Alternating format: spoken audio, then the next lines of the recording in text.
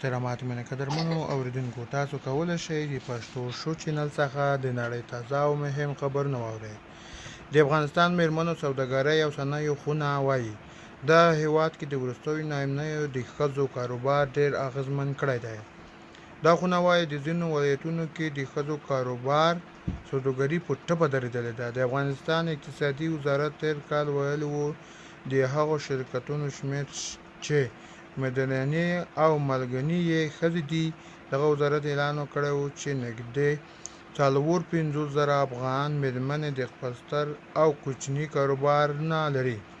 د اقتصاد وزارت په وینا دغه مېرمنې تر ډېره د جامو، خوراکي توکو او کرنیزو محصولاتو په تولیداتو برخه کې، یو شمېر په خدمتي چارو کې د افغانستان عامو وګړو سره بوخت دي.